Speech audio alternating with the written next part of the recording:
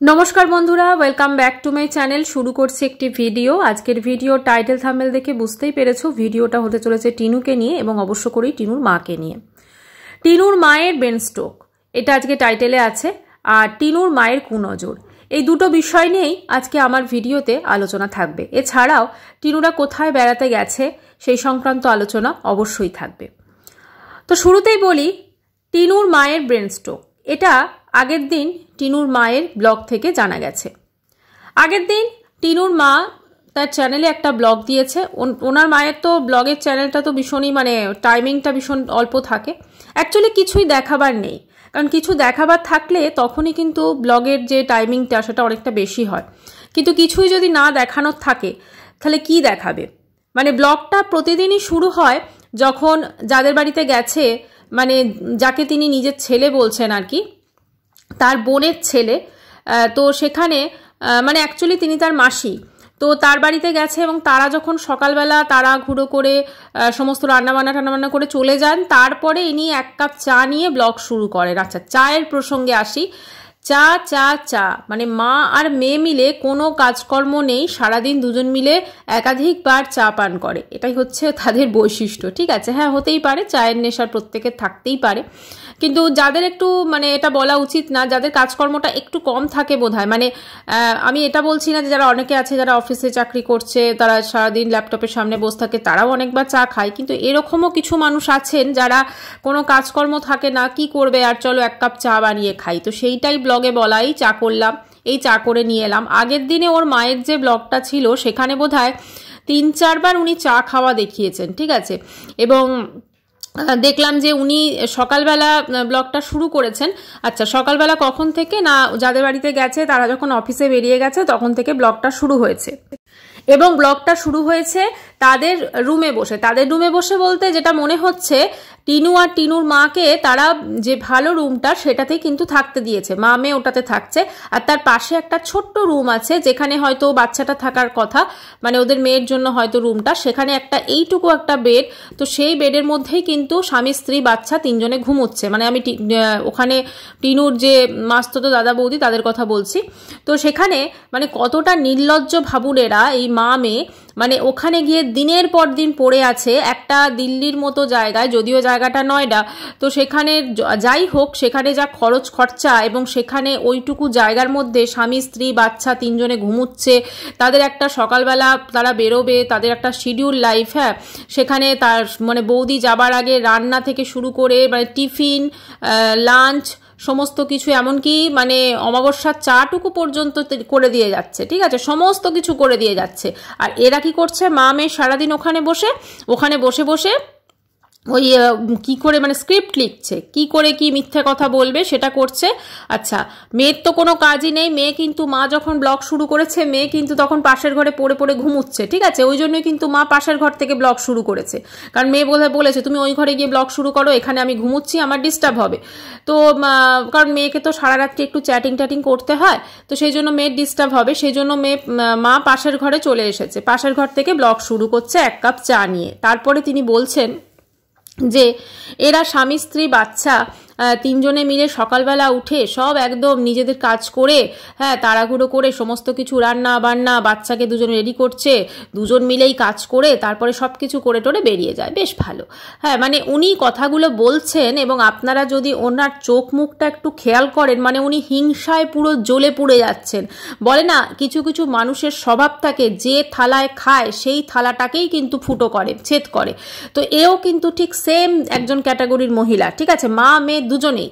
ভাবুন, যাদের বাড়িতে রয়েছে, যারা এত তাদের ব্যস্ত সময়ের মধ্যে, শিডিউলের মধ্যেও কিন্তু, ব্যস্ততার মধ্যেও কিন্তু এই দুজন মা মেয়ে, অকর্মণ্য মা মেয়ের জন্য রান্নাবান্না করে সমস্ত কিছু করে তারা তাড়াহুড়ো করে, ভাবতে পাচ্ছেন ওদিকটা কিন্তু শীত এখন অনেক বেশি পড়ে গেছে এই ঠান্ডার মধ্যে। ঠিক আছে, এই শীতকালে ধরুন, এবং যেটা ধরুন দেখে মনে হচ্ছে ওদের বাড়িতে গিজার ফিজার হয়তো নেই, কারণ জল গরম করছিল অমাবস্যা দেখলাম ওই একটা হিটারে। তো সেখানে অত সকালে অত ঠান্ডার মধ্যে ওর বৌদি সমস্ত রান্না বান্না সমস্ত কিছু করে যাচ্ছে, আর তাদের খাটে বসেই তাদের চা খেতে খেতেই হ্যাঁ মানে একটা মানে কতটা যে অমাবস্যার মনের মধ্যে হিংসা সেটা কিন্তু পরিষ্কার ফুটে উঠেছে। মানে এতটা হিংসা যে চিবিয়ে চিবিয়ে কথাগুলো বলছে, এই বেশ ভালো আছে, হ্যাঁ ওরা বেশ ভালো আছে। কেন ওরা বেশি ভালো আছে বলে অমাবস্যার কি প্রচণ্ড হিংসা হচ্ছে, প্রচণ্ড জ্বলন হচ্ছে যে তার নিজের মেয়ের সংসারটাকে তিনি ভেঙে দিয়েছেন? সেটাকে তিনি একবারও ভেবে দেখেছেন? তার কমেন্ট সেকশনে একজন কমেন্টস করেছেন যে কেন ওখানে তো মানে যখন টিনুর বিয়ে হয়েছিল মানে প্রথম স্বামীর কথা বলছে, সেখানেও তো দুজনে স্বামী স্ত্রী মিলে ব্লগিং করতো, কই আপনার তখন মনে হয়নি যে ওরা স্বামী স্ত্রী মিলে কি সুন্দর একসাথে কাজ করতো?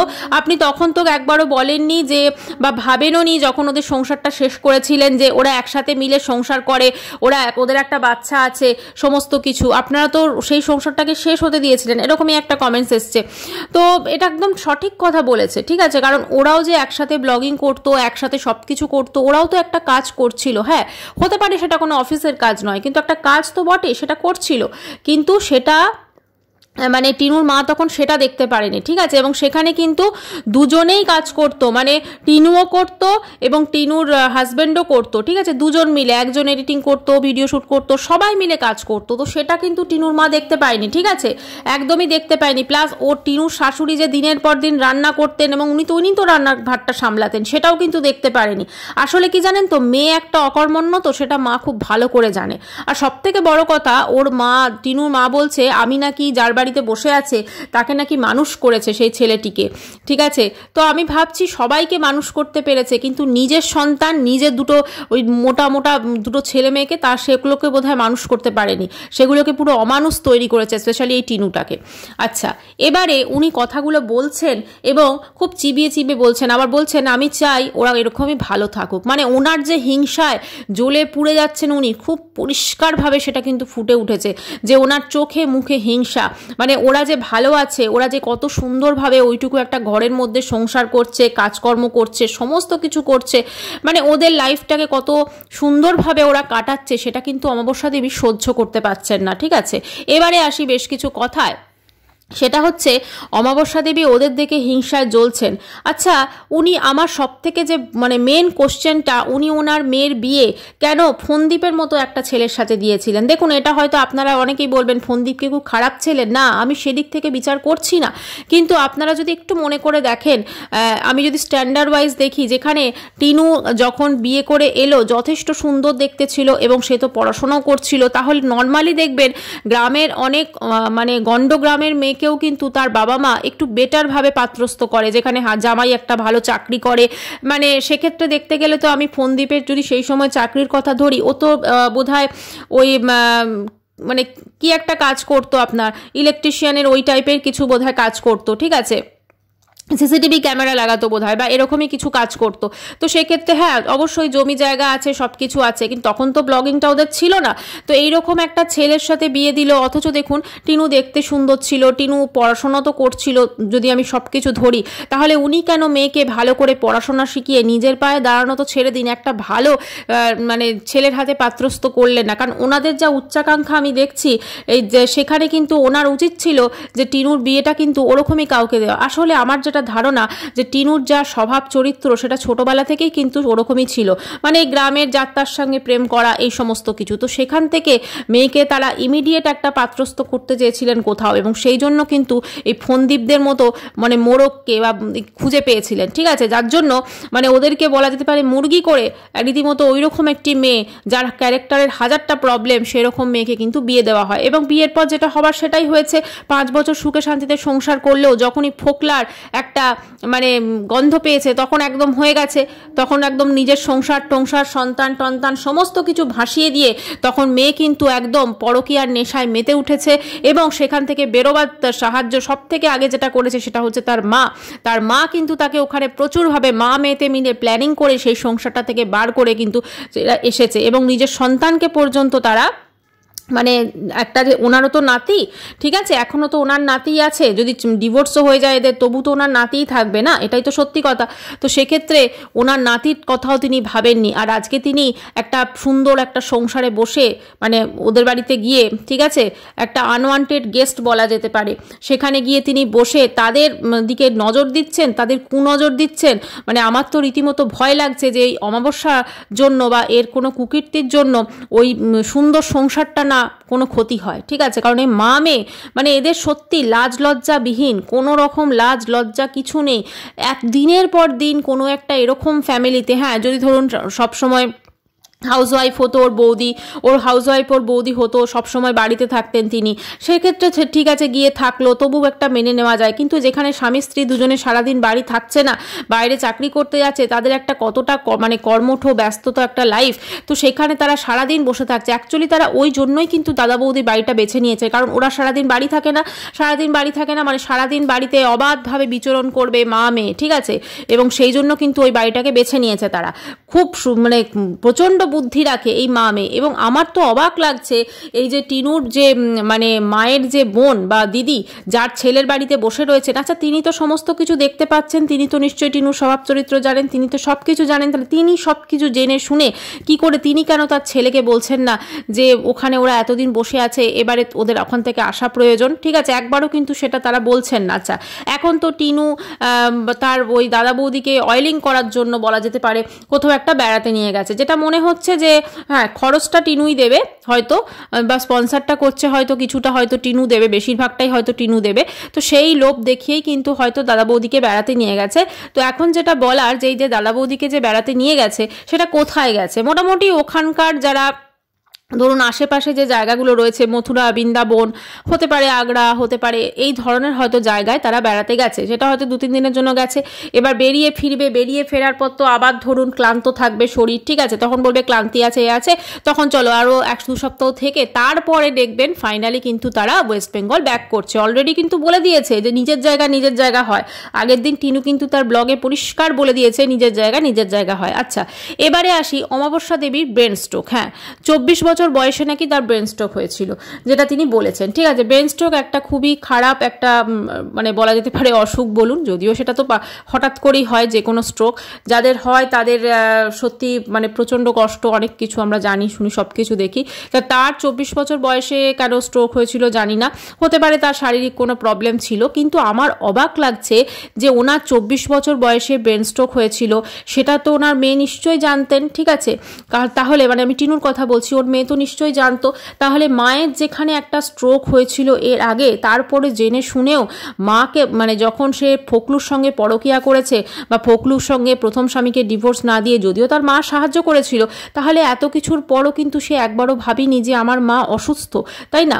আবার দেখুন অন্য দিক থেকে দেখতে গেলে এই যে আজকে ভক্তি মানে টিনুর বাবা যে ওদেরকে ছেড়ে চলে গেল, এবং টিনুর শাশুড়ি মানে টিনুর মা তার যে ঠাম্মার সঙ্গে যে তার একটা বনিবনা হচ্ছে না, মানে টিনুর মা এতটা অসুস্থ আগে ছিল, তারপরে সেসব কিছু জেনে শুনেও কিন্তু ওদের তরফ থেকে কোনো সিম্প্যাথি বা কোনো কিছু কিন্তু আমরা দেখতে পাচ্ছি না, ঠিক আছে। হতে পারে এটা সাজানো গল্পও হতে পারে যে ওনার 24 বছর বয়সে ব্রেন স্ট্রোক হয়েছিল, সেই জন্য নাকি ওনার চুল পেকে যাচ্ছে। চুল পেকে যাচ্ছে কি বললো না, ওখানে উনি প্রথমে একবার শ্যাম্পু করে এলেন, তারপরে নর্মালি কালার যারা করে বোধহয় শ্যাম্পু করার পর লাগাতে হয়, তো সেখানে কালার নাকি বৌমা রেডি করে দিয়ে গেছে, ঠিক আছে, কালার ফালার সমস্ত কিছু, মানে যে ওখানকার যে মানে ওনার দিদির ছেলের যে বউ যার বাড়িতে আছে, তো সে নাকি রেডি করে দিয়ে গেছে। তো তারপরে সেই লাগাবে, তারপরে আবার চান করবে, তার জন্য গরম জল করতে দিচ্ছে, মানে এইভাবেই চলছে। এবং চানটা করার আগেও কিন্তু আবার মেয়ে চা করেছে, তখন মেয়ে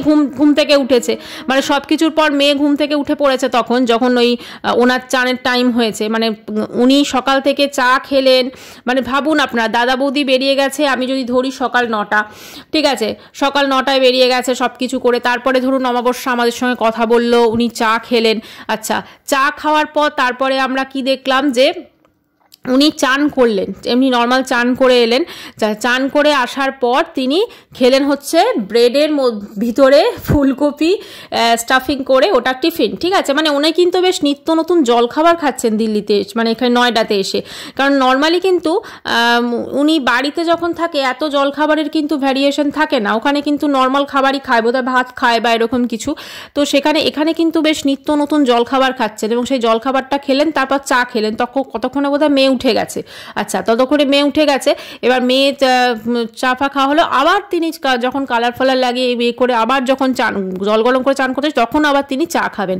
মানে সারাদিন ধরে চা পর্বই চলছে মা মেয়ের, বুঝলেন তো। আমি ভাবছি এই যে দাদা বৌদি মানে এই দুটোকে বাড়িতে রেখে ধরুন চলে গেছে, কারণ দেখুন সব কিছুর তো একটা ব্যাপার আছে। দুটো মানুষ যদি এক্সট্রা থাকে, যেমন এক্সট্রা খরচ হচ্ছে, ঠিক তেমনইভাবে সারাদিন যে এনারা বাড়িতে থাকছেন, ধরুন লাইট চলছে, ফ্যানও বোধহয় চালাচ্ছে, কারণ এরা তো বলে ফ্যান চালালে খুব ভালো হয়। যখন দাদা বৌদি থাকে তখন ঠান্ডার জন্য ফ্যানটা চালাতে পারে না, কিন্তু যখন বাইরে থাকে তখন ফ্যান চলছে। তারপরে দেখলাম জল গরম হচ্ছে হিটারে, মানে বেশ ভালোই। কিন্তু আবার গ্যাসও পুড়ছে, কারণ এতবার চা করছে। মানে এদের দাদা বৌদির একদম পকেট পুরো খালি হয়ে যাবে আমার মনে হয় এই সমস্ত কিছু করতে টরতে, ঠিক আছে, যা অবস্থা দেখছি এদের মামের। তো এবারে এখন বেড়াতে তো নিয়ে গেছে দাদা বৌদিকে, কিছুদিন হয়তো দাদা বৌদিকে একটু বেশ অয়েলিং হলো, কিন্তু দাদা বৌদি এরকম যদি দিনের পর দিন চলতে থাকে তাহলে কিন্তু বেশ ভালোই বোঝা যাচ্ছে যে বেশি দিন কিন্তু ওখানে থাকতে পারবে না, সেটা টিনু জানে। বা নেক্সট টাইম হয়তো যখন যাবে তখন দাদা বৌদি কোনো একটা বাহানা বানিয়ে দেবে।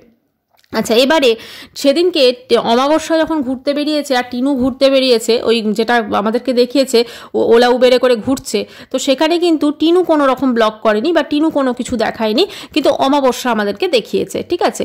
আচ্ছা, ওই গাড়িতে কে ছিল? দেখুন গাড়িতে কে ছিল সেটা কিন্তু বোঝা যাচ্ছে না, ছিল কিন্তু মা মেয়ে দুজনেই ছিল। কারণ ভয়েসটা কিন্তু যখন ওরা বলছিল দেখো পেঁপেগুলো কি সুন্দরভাবে কাটা আছে, মানে ওরা তো বেরোলেই কি বলুন তো খাবার জিনিসের প্রতি ওদের নজরটা যায়। অনেক কিছু জিনিস থাকে কিন্তু না, বেশি নজর ওই খাবারের প্রতি যায়। যেমন আমরা দেখেছি ওয়েস্ট বেঙ্গলে থাকাকালীন এই ডালপুরি নানপুরি থেকে, ছোলা মাখা থেকে, এটা থেকে সেটা থেকে, মানে খাওয়া দাওয়ার জিনিসের প্রতি ওদের নজরটা কিন্তু একটু বেশিই যায়। তো সেক্ষেত্রে যখন ঘুরতে বেরিয়েছে তখন সেইটা ডেফিনেটলি কোনো রিজন ছিল, হয়তো ঘর খুঁজতে বেরিয়েছিল বা কিছু একটা ব্যাপার, টিকিট কাটতে কিছু একটা করতে কিন্তু বেরিয়েছিল, ঠিক আছে। তো সেটা তো ওর পরবর্তী ব্লগগুলোতে আমরা জানতেই পারবো। আর ও যদি না বলে তাহলে সেটা তো খুঁজে বের করার দায়িত্ব অবশ্যই আমাদের তো অলরেডি বলে দিল একটা সুখবর আছে। এই দেখুন সুখবরের কথা বলে কালকের ভিডিওতে বলেছিল, ঠিক আছে। আমরা প্রত্যেকে খুব ভালো করে জানি ও একদিন ভিডিও দেবে আর দুদিন দেবে না, তারপরে আবার ভিডিও দেবে। ও কিন্তু এইভাবেই চালাবে। এখন কিন্তু ওর যে কটা ব্লগ আসতে চলেছে সেটা কিন্তু ওই 4-5টা ব্লগ দেখবেন ও যে ঘুরতে গেছে সেই ঘুরতে যাবার ব্লগ আসতে চলেছে। আবার বলছে ফুল ফ্যামিলি মিলে আমরা ঘুরতে যাব, ফুল ফ্যামিলি, মানে ওর কাছে হচ্ছে ওই কিছুদিন যেখানে থাকলো হাহা হিহি করলো, ব্যাস ওইটা করেই তাদের সঙ্গে ফুল ফ্যামিলি। তারা ওকে ফ্যামিলি মেম্বার ভাবছে কি না এটাও কিন্তু অবশ্যই ভাবতে হবে, কারণ কিছুদিন কোনো একটা দুঃসম্পর্কে দাদা বৌদির বাড়িতে থাকা মানেই তার বাড়িতে ফ্যামিলি মেম্বার হয়ে যাওয়া, এই ধারণাটা যদি মনের মধ্যে থেকে থাকে তাহলে সেটা একদম অত্যন্ত ভুল ধারণা। অবশ্য যার শিক্ষার দৌড় যতটুকু তার ভাবনাও ঠিক ততটুকুই হবে, তাই না? এটাই হচ্ছে মেন কথা। তো এবারে সেদিনকে কিন্তু অমাবস্যা শ্যুট করলেও টিনু কেন শ্যুট করেনি? কারণ সেদিনকে টিনু কিন্তু প্রচণ্ড টেনশনে ছিল। আর এইটা কিন্তু সেই কোন টেনশন বলুন তো? এইটা কিন্তু ওই টেনশন, সেটা হচ্ছে যে আমাদেরকে টিনু বলেছিল না যে আমার তোমাদের সঙ্গে সবসময় কোনো টেনশনের কথা শেয়ার করি না, তো আমার তো প্রাইভেট লাইফ আছে, প্রাইভেট লাইফ, যার মানে প্রত্যেকটা ক্যারেক্টারের টুকরো টুকরো করেছে নিজেই বলা যেতে পারে ওয়াইটিতে তুলে ধরেছে, ঠিক আছে। তার আবার প্রাইভেট লাইফ, ও যা যা কর্মকাণ্ড করেছে ওর তো সমস্ত কর্মকাণ্ডই কিন্তু চলে এসেছে। আমার খুব মনে পড়ে যাচ্ছে 2 বছর আগে ও একটা ভিডিও করেছিল, সেটা এখনও চ্যানেলে আছে, যে ওর শ্বশুরবাড়ির লোকজন সেই রাতে মানে বোধহয় 16ই আগস্ট না 14ই আগস্ট রাতে কি টর্চার করেছিল ওর সাথে, ওটা কিন্তু সে বলেছিল। এবং একটা পুরো স্ক্রিপ্টেড যে স্টোরি সেটা কিন্তু আমাদেরকে বলেছিল। সত্যি হাসি পায়। এই ব্লগটা আমার আজকে ব্রাউজারে এসেছিল, আমি দেখলাম, আমার খুব হাসি পাচ্ছিল যে তার পরবর্তীকালে তার ফকলুর সঙ্গে প্রেম প্রীতি থেকে শুরু করে তার সঙ্গে বিয়ে, তার সঙ্গে অযোধ্যা ঘুরতে যাওয়া, তার সঙ্গে ভ্যালেন্টাইন্স ডে সেলিব্রেশন, তার সঙ্গে যা যা কিছু আমরা দেখেছি, এর সব কিছুর পরে সেদিনের সেই মিথ্যা গল্পটা যেখানে যেখানে নাকি ওর শ্বশুরবাড়ির লোকজন ওকে পুড়িয়ে মারতে চেয়েছিল, ঠিক আছে, এই ধরনের কথা পর্যন্ত সেখানে বলেছিল। মানে কতটা মিথ্যাবাদী, যে নিজের এইভাবে নিজের শ্বশুরবাড়ি সম্পর্কে নিজের মানে সমস্ত মিথ্যা সে বলেছে, এবং সেই মিথ্যাগুলোকে মানে এখন আজকের ডেটে যে মিথ্যা সেগুলো কিন্তু আমরা প্রত্যেকে বুঝতে পারছি। তাহলে তারপরও আমার খুব অবাক লাগে যে এর কিছু কিছু সাপোর্টাররা আছে এখনও অবধি বলে যে তুমি অনেক সহ্য করেছো, তুমি অনেক কষ্ট পেয়েছো, এবারে তুমি ভালো থাকো। আসলে এ যেটা করেছে বা এই যে এ ভালো থাকার জন্য অন্যকে যে কষ্টটা দিয়েছে সেইটা কিন্তু সেই সব যারা সাপোর্টার আছে দেখতে পায় না, ঠিক আছে। মানুষের এরকমই বোধহয় সেদিনের সেই যে মিথ্যে কথাগুলো পরবর্তীকালে যে কিভাবে একদম পুরো যে টিনু মিথ্যা কথা বলছে সেটা সামনে চলে এসেছিল, তারপরও অন্য কোনো কেউ হলে ওয়াইটিতে মুখ দেখাতে পারতো না। কিন্তু যেহেতু ওয়াইটিতে ও এখান থেকে আর্নিং করছে, কারণ ও খুব ভালো করে বুঝে গেছিল যে ওর বাড়ির লোক এই যে আজকে যে ফোনটা নিয়ে নিয়েছে, ওর বাবার যে ফোনটা নিয়ে নিয়েছে ধরুন, সেখানে বাবার ফোনটা যখন কিনেছিল তখন যে নাচটা নেচেছিল ওই ভক্তিবাবু সেটা কিন্তু এখনও আছে। কাজে একটাই বলবো, এই মা মেয়ে এবং ফ্যামিলি কিন্তু সত্যি মানে একটা অন্যরকম ফ্যামিলি, এদের সঙ্গে কিন্তু আর 5টা ফ্যামিলির তুলনা করা যায় না। তো বন্ধুরা, আজকের এই ব্লগটা আমি ভিডিওটা এখানেই শেষ করছি। ভালো লাগলে অবশ্যই লাইক করবেন, কমেন্ট করবেন, আর চ্যানেলটি অবশ্যই সাবস্ক্রাইব করানো। দেখা করবো নেক্সট ভিডিওতে। বাই, সবাই খুব ভালো থাকবেন।